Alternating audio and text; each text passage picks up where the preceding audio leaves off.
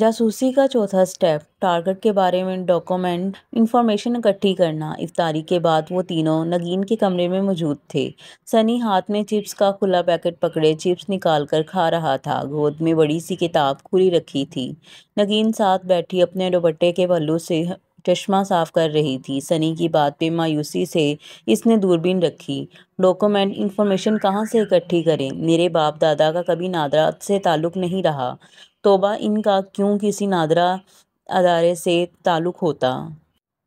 تم تو چپ ہی رہو۔ وہ صبح سے اس پہ جلی بنی بیٹھی تھی۔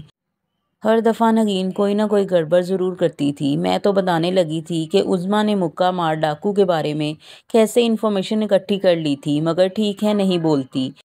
کون عظمیٰ اور کیا کیا اس نے؟ وہ الرٹ ہوئی۔ دھواں ڈرامے والی عظمیٰ، جب اظہر نے اسے مسکار کی بیوی کو فون کرنے کو کہا تھا اور پھر انہوں نے بآسانی مسکار کو ٹریس کر لیا تھا۔ ارے ہاں یاد آ گیا، فون لاؤ، مگر نمبر آ جائے گا۔ ارے میری سم سے کرو، اس سے کچھ نہیں ہوگا۔ اس نے جٹ اپنا موبائل تکیے سے اٹھایا اور نمبر ڈائل کیا۔ ریکارڈ میں کرو نا۔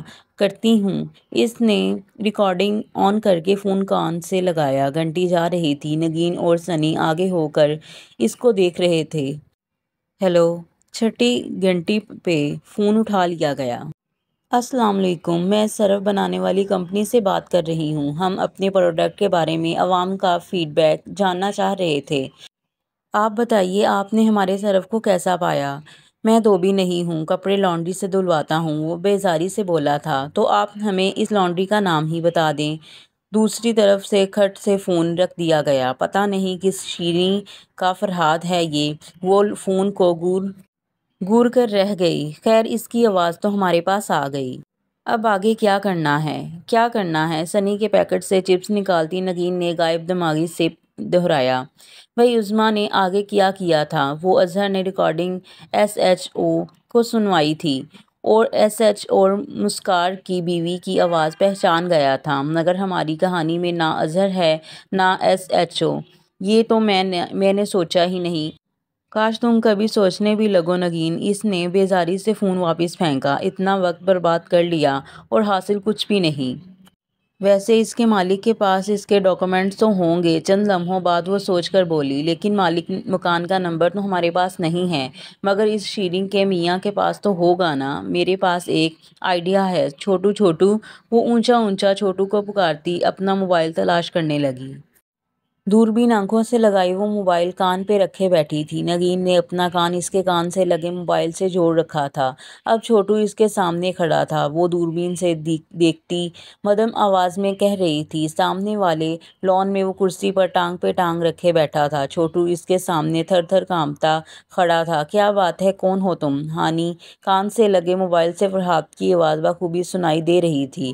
اس کی کال نگین کے موبائل سے ملی ہوئی تھی جو چھوٹو کی جیب میں چھپا ہوا تھا۔ وہ جی، مجھے میرے صاحب نے بھیجا ہے۔ ہم آپ سے پہلے اس گھر میں رہتے تھے۔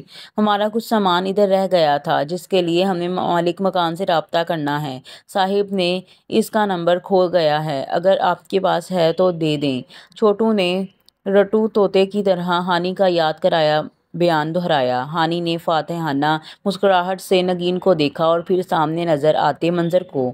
اچھا۔ فرحاد نے آنکھیں سکوڑ کر چھوٹو کو اوپر سے نیچے تک دیکھا۔ تمہارا نام کیا ہے؟ نام چھوٹو کے رہے سہے اوسان جانے لگے۔ نام کا بتانا تو اسکرپٹ کا حصہ ہی نہیں تھا۔ کیوں، تمہیں اپنا نام نہیں آتا؟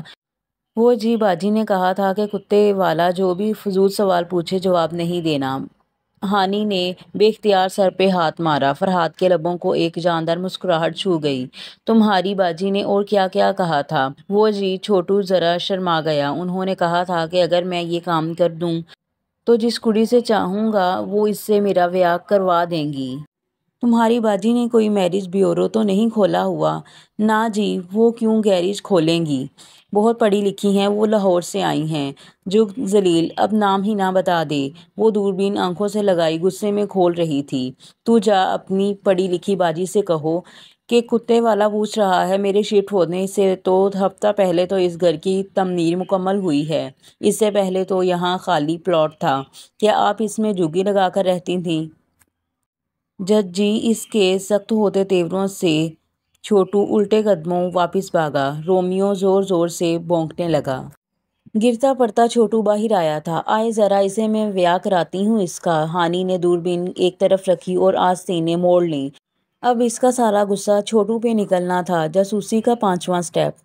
وہ دونوں اداسی سے کھڑکی سے لگی نیچے فرحاد کے گیٹ کو دیکھ رہی تھی جہاں وہ واک کے لیے نکل رہا تھا جب سنی پیچھے سے آ کر بولا، کیا ان دونوں نے پلٹ کر دیکھا؟ ٹارگٹ کا تعارف۔ ٹارگٹ جہاں بھی جائے اس کا پیچھا کیا جائے۔ ان دونوں نے ایک دوسرے کو دیکھا اور پھر اگلے ہی پل باہر کو بھاگی۔ مگر کچھ کہتا سنی ہڑبڑا کر سائڈ پہ ہوا۔ وہ دونوں دوڑ کر باہر نکلیں اور اب تیزی سے آگے پیچھے سیڑھیاں اتر رہی تھیں۔ مگر خاصے فاصلے سے آپا۔ سنی نے تعصب سے بات مکمل کی مگر وہ عجلت میں سنے بغیر ہی جا چکی تھی۔ فرحاد ابھی اپنے گیٹ سے چند قدم آگے ہی بڑھا تھا۔ ہاتھ میں کتے کی زنجیر تھی جو کہ دم ہلاتا مزے سے اس کے پیچھے جا رہا تھا۔ ہانی گیٹ پہ ایک لمحے کو رکی، پھر دوپٹہ سر پہ لے کر خاصا آگے تک کر لیا۔ نگین نے فوراً تقلید کی۔ وہ دونوں اب سر جھکائے تیز تیز قدموں سے اس کے بالکل پیچھے چلنے لگیں۔ وہ زنجیر پکڑے اپنے خوبصورت برطانوی لب و لہجے میں کتے سے باتیں کرتا ان سے چند قدم ہی آگے تھا۔ تھوڑی دور جا کر وہ ایک دم رکا۔ دونوں کو بھی بریک لگے اور وہ لمحے بھر ٹھہر کر پیچھے مڑا۔ وہ بھی ہڑبڑا کر پیچھے مڑی۔ چند ثانیے وہ ان دونوں لڑکیوں کی پشت کو دیکھتا رہا، پھر سر جھٹک کر واپس پلٹا۔ وہ پھر سے دونوں دوپٹوں کے گھونگھٹ نکالے اس کے پیچھے ہو لیں۔ چند قدم آگے فرحاد ایک دم رکا اور کتے کی زنجیر کھینچتا ایک طرف کھڑا ہو گیا۔ وہ جو اس کے پیچھے ناک کی سیدھ میں چلی آ رہی تھیں بوکھلا گئیں مگر اس کے سوا کوئی چارہ نہ تھا کہ اب چلتی ہی رہیں، سو سر جھکائے آگے بڑھ گئیں۔ وہ وہیں سڑک کے کنارے کھڑا رہ گیا۔ یہ رک کیوں گیا؟ پتہ نہیں، ذرا دیکھو تو کیا کر رہا ہے؟ نگین نے گردن ذرا سی موڑ کر دیکھا، پھر منہ بناتے ہوئے واپس سامنے کو ہوئی۔ وہ دونوں کتے کھڑے ہم پر ہنس رہے ہیں، پھر اب کیا کریں؟ چلتے ہی رہیں۔ نگین نے شانے اچکا دیے۔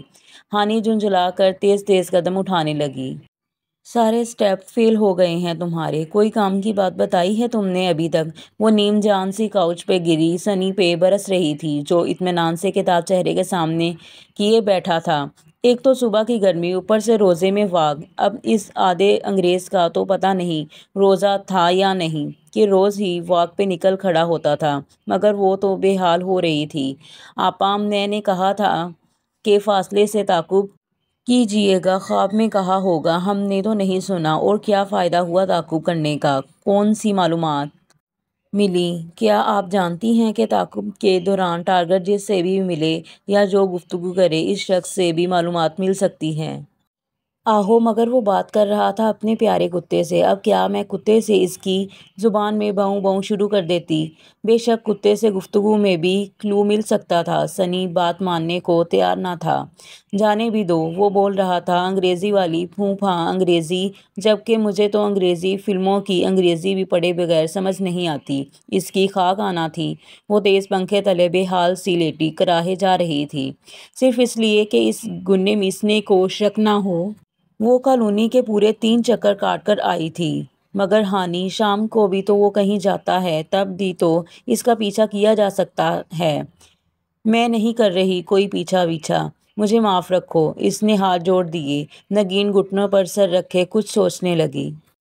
یہ الگ بات تھی کہ افطاری کے بعد ذرا معدے کو قرار آیا تو وہ سارے دعوے بھول بھال کر پھر سے اس کے تعاقب کے لیے تیار ہو گئی۔ کار انہوں نے کالونی کے سرے پہ روکی ہوئی تھی۔ وہ جانتی تھی کہ فرحاد یہیں سے گزر کر نکلے گا، اور واقعی چند منٹ کے بعد اس کی گاڑی زن سے ان کے برابر سے گزری۔ چلو، اس نے فوراً ایکسیلیٹر پہ دباؤ بڑھا دیا۔ آج وہ بہت احتیاط سے اس کا پیچھا کر رہی تھی، مگر نگین بہت ڈری ہوئی تھی۔ ہانی، اگر کسی نے ہمیں پکڑ لیا تو؟ ڈرو تو مت۔ اسے خود بھی ڈر لگ رہا تھا، کہاں پورا ایک عادی مجرم اور کہاں وہ صرف 2 عدد تنہا معصوم جوان لڑکیاں۔ ہائے اللہ، اسے خود پہ ترس آنے لگا۔ مگر ملک و قوم کے لیے؟ ہاں نگین، ملک و قوم کے لیے ہمیں یہ کرنا ہوگا۔ اس نے جوش سے اسٹیئرنگ وہیل پہ ہاتھ مارا۔ یہ بازی عشق کی بازی ہے۔ تمہیں اس سے عشق ہو گیا ہے؟ نگین کو شوق لگا۔ ارے اس سے نہیں، ملک و قوم سے ہے۔ اس نے جھنجھلا کر موڑ کاٹا۔ فرحاد کی گاڑی سامنے ہی تھی۔ ارے یہ ہسپتال کیوں آیا ہے؟ ہسپتال کی پارکنگ میں اسے گاڑی بڑھاتے دیکھ کر وہ دونوں حیران ہوئی تھیں۔ کیا پتہ اس کا وہ باس بیمار ہو، یقیناً کسی غریب کی بددعا لگی ہوگی۔ وہ اب گاڑی سے نکل کر اس کے پیچھے آئی تھیں۔ ریسیپشن کے قریب فرحاد جیب سے موبائل نکالتے ہوئے رکا اور چمکتی اسکرین کو دیکھا، پھر چند بٹن دبائے۔ شاید کسی میسج کا جواب دے رہا تھا۔ موقع اچھا تھا، وہ اس سے پہلے ہی اندر آ گئیں۔ اگر اپنے باس سے ملنے آیا ہے تو ریسیپشن سے پتہ کرنے ضرور آئے گا۔ آؤ ہانی اس کا ہاتھ تھامنے فرنٹ ڈیسک پہ لے آئی۔